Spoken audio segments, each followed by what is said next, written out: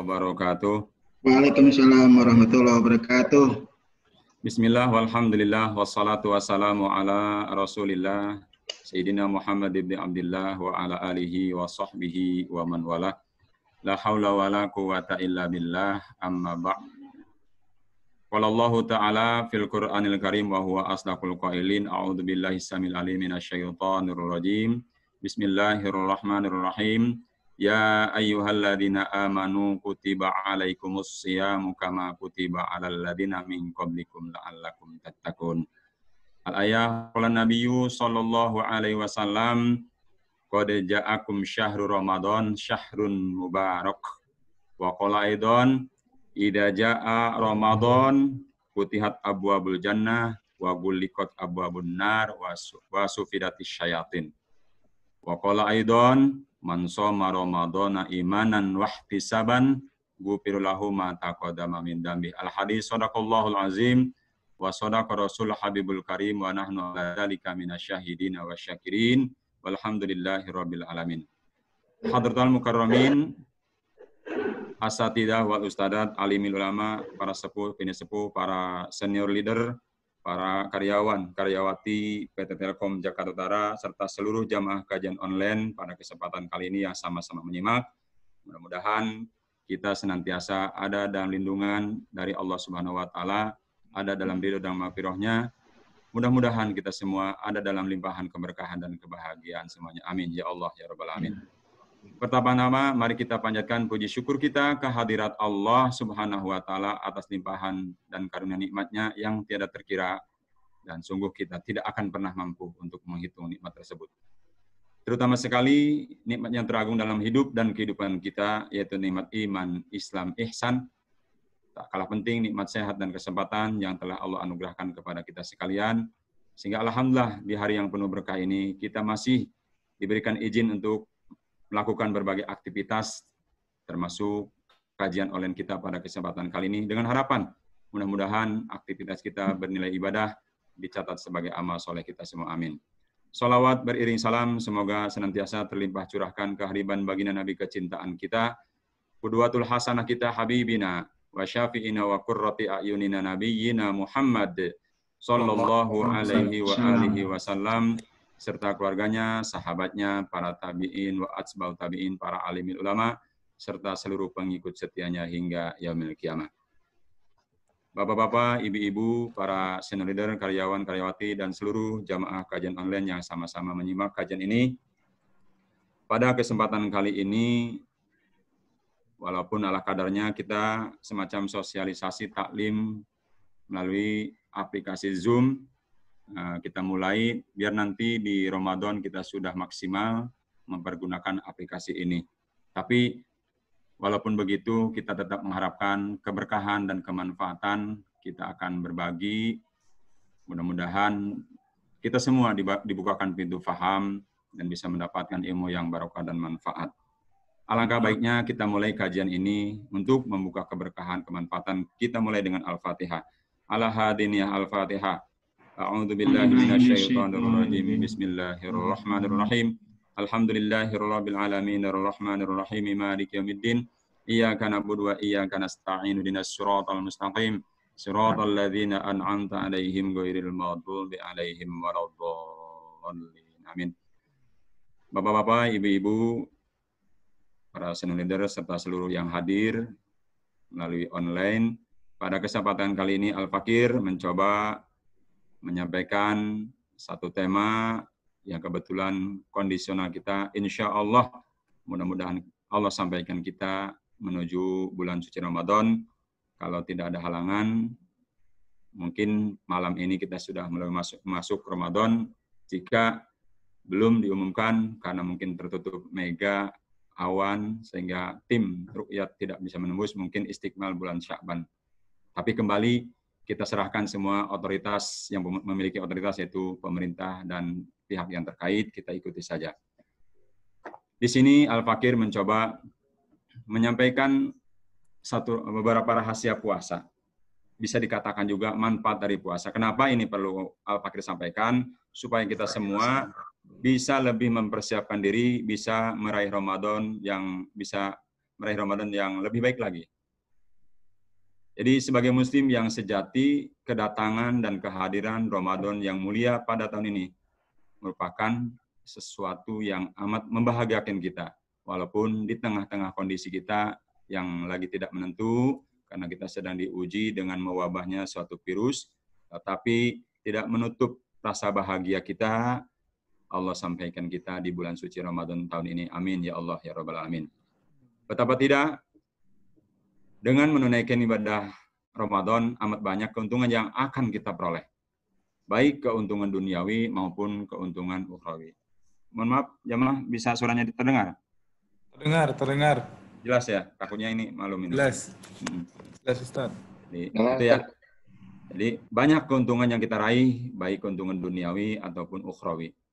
Nah, disinilah letak pentingnya bagi kita untuk membuka tabir rahasia puasa sebagai salah satu bagian terpenting dari ibadah Ramadan.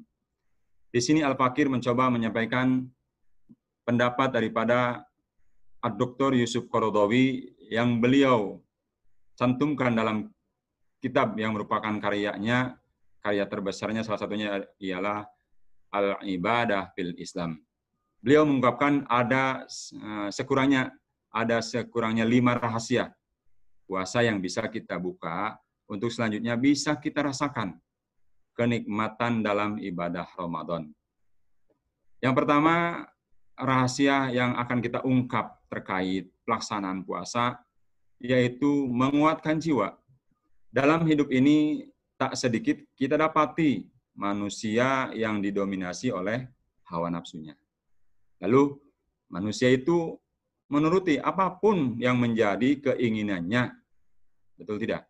Meskipun keinginan itu merupakan sesuatu yang batil, mengganggu, itu tetap kita akan ingin memenuhinya. Ya, walaupun keinginan itu batil, mengganggu, serta merugikan orang lain. Tak peduli. Karenanya, di dalam Islam ada satu perintah untuk memerangi hawa nafsu, dalam arti apa? Berusaha gitu untuk bisa mengendalikannya. Ingat, untuk mengendalikannya, bukan untuk membunuh hawa nafsu yang membuat kita tidak mempunyai keinginan terhadap sesuatu yang bersifat duniawi. Kita kendalikan, karena mau tidak mau dalam diri kita itu ada nafsu. Yang nanti dalam penjelasan tersendiri, insya Allah nanti guru kita menjelaskan, justru dengan nafsulah kita bisa berbuat baik. Ya, nafsul mutmainnah, ya ayat Tuhan nafsul mutmainnah, irji'i, yang dipanggilkan nafsu mutmainnah. Ya, nanti insya Allah di kajian yang lain. Jadi, manakala dalam peperangan ini, manusia mengalami kekalahan, malapetaka besar akan terjadi. Karena apa? Manusia yang kalah dalam perang melawan hawa nafsu, itu akan mengalihkan penuhanan dari kepada Allah Subhanahu wa Ta'ala, beralih, padahal Allah adalah Tuhan yang benar, yang hak untuk disembah, akan beralih mempertuhankan hawa nafsu yang cenderung mengarahkan manusia pada kesesatan. Jadi Allah Subhanahu wa Ta'ala memerintahkan kita dalam masalah ini sebagaimana firman-Nya yang tercantum dalam Al-Qur'an, kalau tidak salah Quran surat 45, yaitu surat Al-Jasiyah ayat 23 yang berbunyi, A'udzu billahi minasy syaithanir rajim. Bismillahirrahmanirrahim. Afara'aita man ittakhadha ilahahu hawahu wa adallahu Allahu ala ilm wa khatama ala sam'ihi wa qalbihi wa ja'ala ala basarihi ghishawah. فَمَنْ يَهْدِيهِ مِنْ بَعْدِ اللَّهِ أَفَلَا تَذَكَّرُونَ. Yang artinya kurang lebih, afara'aita man ittakhadha ilahahu hawahu. Maka pernahkah kamu melihat orang yang menjadikan hawa nafsunya sebagai Tuhannya, wa adallahu Allahu, terus Allah membiarkannya sesat dengan sepengetahuannya. Dan Allah telah mengunci khotama, telah mengunci pendengaran dan hatinya, dan menutup atau meletakkan atau menjadikan wajah Allah itu atau meletakkan gisyawah, tutup atas penglihatannya. Maka siapa yang mampu memberinya petunjuk setelah Allah membiarkannya sesat, mengapa kamu sekalian tidak mengambil pelajaran? Itu firman Allah Subhanahu wa taala yang disampaikan dalam suratul Jasiyah ayat 23. Intinya, dengan ibadah puasa maka manusia akan berhasil mengendalikan hawa nafsunya yang membuat jiwanya menjadi kuat. Bahkan dengan demikian manusia akan memperoleh derajat yang tinggi seperti layaknya malaikat yang suci, dan ini yang akan membuatnya mampu mengetuk dan membuka pintu-pintu langit hingga segala doanya pun terkabul oleh Allah Subhanahu wa taala. Ini seperti yang disampaikan oleh Rasulullah Shallallahu alaihi wasallam, yang artinya kurang lebih ada 3 golongan atau 3 orang yang doanya mereka tidak ditolak. Apa saja? Yang pertama adalah orang yang berpuasa hingga berbuka, yang kedua adalah pemimpin yang adil, yang ketiga adalah orang-orang mazlum yang dizolimi. Ini hadis ini diriwayatkan oleh Imam At-Tirmidzi. Itulah rahasia yang kita coba ungkap. Rahasia pertama dari pelaksanaan puasa, agar kita bisa lebih persiapan matang. Adapun rahasia puasa yang akan kita ungkap adalah ternyata puasa yang kedua bisa mendidik kemauan. Puasa mendidik seseorang untuk memiliki kemauan yang sungguh-sungguh dalam kebaikan. Meskipun untuk melaksanakan kebaikan itu terhalang oleh berbagai kendala. Ada saja. Padahal berbuat baik itu ya. Ada saja kendalanya. Kita pun mengalami semuanya. Ya. Puasa yang baik akan membuat seseorang terus mempertahankan keinginannya yang baik meskipun peluang untuk menyimpang begitu besar. Ya. Kenapa? Karena Rasulullah Shallallahu alaihi wasallam menyatakan puasa itu adalah setengahnya dari kesabaran. Ya. Jangankan yang haram, yang halal pun kita tahan. Itu ya. Kita maklum itu ya semuanya. Ya, oke, kita lanjutkan. Maka dalam kaitan ini puasa akan membuat kekuatan rohani seorang muslim semakin kuat, semakin prima.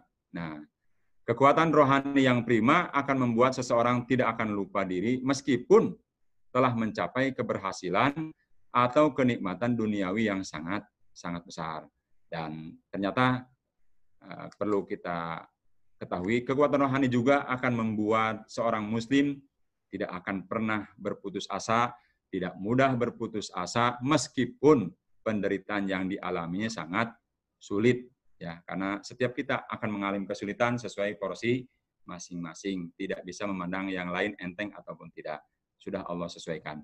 Nah, itu rahasia puasa yang kedua terkait rohani.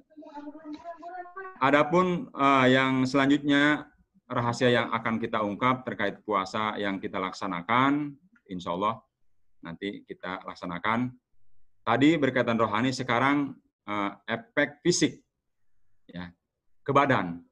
Jadi tadi sampaikan rohani, sekarang di samping kesehatan dan kekuatan rohani, ternyata puasa yang baik itu para jamaah, puasa yang baik dan benar juga akan memberikan pengaruh yang sangat positif, yaitu berupa kesehatan jasmani. Kita lihatlah, silakan jamaah lihat. Ternyata banyak metode-metode, bahkan kita tahu kan kalau mau operasi atau apapun itu dianjurkan untuk puasa. Ya, ternyata puasa bisa menetralisir. Katanya sakit mah, Al-Fakir sendiri mengalami. Insya Allah, bahkan dengan puasa karena niat yang kuat, Allah jaga, ternyata itu sehat. Itu. Hal ini tidak saja disampaikan oleh Rasulullah, juga di zaman kekinian sudah dibuktikan oleh para medis, para dokter, ahli-ahli kesehatan dunia, yang itu tidak membuat kita tidak perlu meragukannya lagi. Gitu. Para ahli, apalagi dengan teknologi yang sangat canggih, mereka berkesimpulan bahwa pada saat-saat tertentu perut juga memang harus diistirahatkan, ya, dari bekerja memproses makanan yang masuk.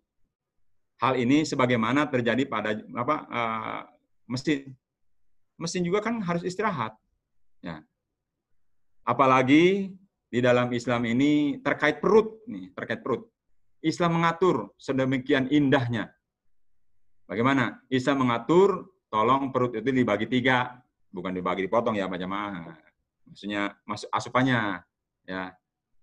Apa? Dibagi 3, sepertiga untuk makanan, sepertiga untuk minum, untuk air, dan sepertiga kita sisakan untuk bernapas, untuk udara. Nah itu. Yang ketiga, kaitannya rasa yang kita ungkap bahwa puasa itu rohani dan juga jasmani kita menjadi lebih sehat. Dan itu guru kita Pak Patah sudah membuktikan tuh, beliau sudah terbiasa. Ya. Lanjut, terkait dengan kita akan mencoba mengungkap selanjutnya apa sih rahasianya sih, dan kita pun bisa mengambil manfaat dari rahasia itu yang kita ungkap, yaitu mengenal nilai kenikmatan. Ya. Jadi dalam hidup ini sebenarnya sudah begitu banyak kenikmatan yang Allah berikan kepada kita selaku manusia. Tapi jujur banyak pula manusia yang tidak pandai untuk mensyukurinya. Dapat 1 tidak terasa nikmat karena menginginkan 2. Dapat 2 tidak terasa nikmat karena menginginkan 3. Awas nih Pak Pandi, bukan dimaknai itu ya, 2, 3 yang lain ya. Maksudnya ini kuantitas gitu. Bapak Hadi ya, bukan nambah saya, tapi kalau mau nambah ya monggo ya, silakan. Kalau Pak Patah kayaknya diam-diam saja beliau. Mohon maaf ada becananya Pak ya. Jadi saya juga agak stres ini. Masa Mas Marbot suruh jadi ustad? Jadi coba-coba saya menjadi ustad gitu. Barangkali ada peruntungan gitu ya. Oke lanjut. Bercanda Pak ya. Nggak apa-apa. Biar nggak serius. Ini kan tester kata Mas Pandi mah. Ya gitu ya. Ya begitu. Itu apa naluri manusia gitu ya, dapat 1 pengen 2, nggak terasa nikmat, dapat 2 pengen 3. Kalau kata orang Sunda mah dapat sejengkal 2 jengkal sedepak, udah pokoknya mah bablas gitu. Padahal kalau manusia mau memperhatikan dan mau merenungi apa yang diperolehnya, sebenarnya apa sih, sudah sangat menyenangkan ya. Karena begitu banyak orang yang memperoleh sesuatu tidak lebih banyak atau tidak lebih mudah dari apa yang kita peroleh. Ya, jujur saja, keadaan kita hari ini, bahkan semarbot-marbotnya seperti saya, alhamdulillah, Allah kasih bahagia. Apalagi dengan kondisi sekarang, kita bisa melihat di sekeliling kita. Ya, itu akan menumbuhkan rasa syukur kita. Maka dengan puasa, jadi manusia bukan hanya disuruh memperhatikan dan merenungi tentang kenikmatan yang sudah ada, ya, tidak hanya merenungi tentang kenikmatan yang dari perolehnya, tetapi juga disuruh merasakan langsung betapa besar sebenarnya nikmat-nikmat yang Allah berikan kepada kita. Hal ini karena bisa kita rasakan baru beberapa jam saja pagi-pagi sudah nagih itu. Hal ini bisa kita rasakan. Baru beberapa jam saja kita tidak makan dan minum, sudah terasa betul penderitaan yang kita alami. Betul tidak? Dan pada saat kita berbuka puasa, terasa betul besarnya nikmat dari Allah meskipun cuma sebiji kurma dan seteguk air. Itu ya. Terasa ya Allah subhanallah, coba habis haus kita maghrib ketemunya enggak banyak. Seteguk air sama kurma. Ya. Disinilah letak pentingnya ibadah puasa guna mendidik kita untuk menyadari tinggi nilai kenikmatan yang telah Allah berikan agar kita selanjutnya menjadi orang yang pandai bersyukur dan tidak mengecilkan arti kenikmatan dari Allah meskipun dari segi jumlahnya memang sedikit dan kecil. Ya. Perlu kita tanamkan dalam pikiran bahwa rasa syukur memang akan membuat nikmat itu bertambah banyak, baik dari segi jumlah atau paling tidak dari segi rasanya. Rasanya lain. Ada keberkahan dari syukur itu beda. Dan ini Allah sampaikan dalam firman-Nya, A'udzubillahi minasyaitonirrajim. Bismillahirrahmanirrahim. Wa idz ta'adzana rabbukum la in syakartum la azidannakum wa la in kafartum inna 'adzabi lasyadid. Ini tertuang dalam Quran surat Ibrahim, yaitu ayat ke-14, ayat 7. Yang artinya kurang lebih, wa id ta'adzana rabbukum. Dan ingatlah ketika ta'adzana, memaklumkan. Allah memaklumkan, menyampaikan sesungguhnya jika kamu bersyukur, la in syakartum. Sesungguhnya jika kamu bersyukur, niscaya aku menambah nikmat kepadamu. Tetapi sebaliknya, wala in kafartum, jika kamu mengingkari nikmatku, kata Allah, inna adabi lasyadid, azabku adalah sangat berat. Itu yang kita ungkap rahasia daripada pelaksanaan puasa. Yang keempat, yaitu kita bisa mengenal nilai kenikmatan. Sekecil apapun, kita akan menjadikan hamba yang senantiasa bersyukur. Ingat, jangan mengeluh. Kondisi kita hari ini adalah kondisi yang telah orang-orang kejar dan orang inginkan. Betul tidak? Ya, Masya Allah, di AC, bahkan WFH, itu bercanda ya Pak. Salary tetap ngalir, tetap stabil. Coba yang lain. Jadi mudah-mudahan karyawan Telkom lebih bisa merasakan itu. Apa? Menjadi hamba-hamba yang bersyukur. Apa? Sepahit-pahitnya kita, kondisi kita sekarang ini adalah kondisi yang orang lain pun mengharapkan dan mengejarnya. Ya. Dan Allah takdirkan kita sudah mencapai di makom ini. Kerjaan enak, dan alhamdulillah saya perhatikan dalam beberapa tahun, kegiatan keagamanya pun di Telkom itu sangat meningkat gitu Pak. Bukan merayu, emang saya kan marbotnya tahu. Dari semua Telkom itu, dari mulai pusat, MPTG, dan sebagainya. Perhatiannya besar untuk agama ini. Jadi, maka selalu kalau saya menyampaikan, kita doakan pemimpin-pemimpin kita, semoga bertambah kemuliaannya dalam bimbingan, taufik dari Allah, sehingga bisa membawa Telkom akan lebih jaya. Kenapa? Telkom lebih jaya, berarti kita akan tetap subur dan makmur. Ya. Amin, ya Allah, ya Rabbal Alamin. Itu. Adapun, udah berapa menit nih Pak? Jadi nggak ada tanya jawabnya. Ini kan tester Pak. Oke lanjut. Yang kelima ya. Yang terakhir kayaknya nih. Jadi rahasia yang akan kita ungkap terkait puasa yang kita laksanakan adalah mengingat dan merasakan penderitaan orang lain. Jadi apa?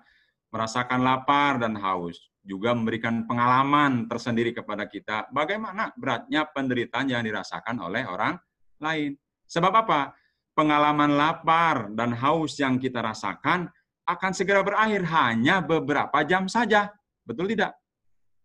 Ya. Sementara penderitaan orang lain yang memang menderita benaran, entah kapan berakhir. Dari sini, semestinya puasa akan menumbuhkan dan memantapkan rasa solidaritas kita kepada kaum muslimin yang lainnya yang mengalami penderitaan yang hingga kini masih belum teratasi. Terutama kita tahu, kita maklum, kita sadar kondisi kita terkini, kita sedang dilanda, diuji oleh Allah, ya, mewabahnya virus COVID-19, itu terasa, jangan orang lain, orang kita pun yang kelihatannya makmur, terasa. Bayangkan saudara kita yang lain, yang kalau saya sedikit lah, nggak usah tinggi-tinggi. Orang tua saya, tetangga saya yang biasa jualan di sekolah SD. Nah itu, insya Allah itu akan kita, ya Allah ternyuh lah. Ya, kita bisa WFH, bisa tetap itu apa buat kita ya, buat perenungan. Tidak ada tendensi yang lain. Naudzubillah min dzalik. Jadi oleh karena itu sebagai simbol dari rasa solidaritas itu, sebelum Ramadan berakhir, kita pun diwajibkan untuk menunaikan zakat. Agar apa? Agar dengan demikian, setahap demi setahap, kita bisa mengatasi persoalan umat yang sedang menderita. Bahkan, zakat itu tidak hanya bagi kepentingan orang yang miskin dan menderita, tapi juga zakat itu bagi kita yang mengeluarkannya. Ya, kenapa? Agar dengan demikian, hilang kekotoran jiwa kita yang berkaitan dengan harta seperti harta, kikir, dan sebagainya. Allah Subhanahu wa Ta'ala sampaikan dalam firman-Nya yang termaktub dalam Quran surat At-Taubah, yaitu ayat 9, surat 9, ayatnya kalau tidak salah 103, yang bunyinya, A'udzu billahi minasy syaithanir rajim. Bismillahirrahmanirrahim. Khudh min amwalihim shadaqatan tutahhiruhum wa tuzakkihim biha wa shalli 'alaihim. Inna salataka sakanun lahum wallahu sami'un 'alim. Kata Allah, ambillah zakat dari harta mereka. Guna apa? Membersihkan dan menyucikan mereka, dan berdoalah untuk mereka. Sesungguhnya doamu itu menumbuhkan ketentraman jiwa bagi mereka. Allah Subhanahu wa taala Maha mendengar, Maha mengetahui, ya. Ada sebagian terjemah bahwa membersihkan itu yaitu kita dibersihkan dari sifat kikir, bakhil, gila harta, dan lain sebagainya. Disucikan artinya ditambah-tambah kebaikan dan keberkahannya. Itulah jamaah yang bisa Al-Fakir sampaikan pada kesempatan kali ini, yaitu 5 rahasia tentang pelaksanaan puasa. Sebetulnya kalau sudah diungkap bukan rahasia lagi lah, justru sebelumnya rahasia. Begitu kita buka, rahasia itu jadi terang buat kita dan akan jadi persiapan buat kita. Maka kan bahasan juga apa? Sedikit diskusi. Ada targhib, ada tarhib, ada tarhib. Saya juga belum tahu kalimatnya itu. Kalau targhib, semacam motivasi. Kalau tarhib, haknya kecil, mungkin kayak marhaban, penyambutan Ramadan. Kalau tarhib, saya agak khawatir. Kalau tarhib itu kalau nggak salah apa ya, semacam warning. Ya, karena ada kitab namanya Targhib wa Tarhib, karya saya Al-Munziri. Jadi ancaman dan motivasi. Wallahu alam. Namun perlu digarisbawahi, dengan kita menyampaikan yang telah disampaikan oleh Dr. Yusuf Qaradawi dalam kitab Al-Ibadah fil Islam, setidaknya kita bisa serius menyambut Ramadan. Kenapa? Ramadan adalah bulan yang istimewa buat kita, ya. Itu. Dan bulan Ramadan adalah bulan jihad, perjuangan. Apa? Karena kata Rasulullah, jihad melawan nafsu ada jihadul akbar, ya. Kita jihad melawan nafsu. Karena intinya itu dalam pelaksanaan puasa itu menahan nafsu dan mengendalikannya. Sudah Al-Fakir sampaikan, bukan membunuhnya. Gitu. Dan juga kita suburkan Ramadan ini dengan amal. Karena apa? Ramadan adalah bulan amal. Ya. Dan bulan Ramadan menjadikan kita lebih berakhlak. Karena bulan Ramadan adalah tarbiyatul akhlak. Pendidikan akhlak-akhlak yang terpuji. Juga Ramadan ternyata dengan berbagai atributnya bisa memperkuat penguatan spiritual kita. Penguatan spiritual kita. Dan juga menjadi tolak ukur prestasi kita. Mana yang berleha-leha, mana yang puasa menjadi alasan, ada yang menjadi puasa malah menjadi momentum untuk meningkatkan kualitas dan kuantitas. Maka Ramadan pun bisa disebut bulan prestasi. Ya. Sudah dulu Al-Fakir sampaikan dalam kitab Lataiful Ma'arif kayak saya Ibnu Rajab Al-Hambali. Ya. Bulan Sa'ban, bulan Rajab, bulan Ramadan.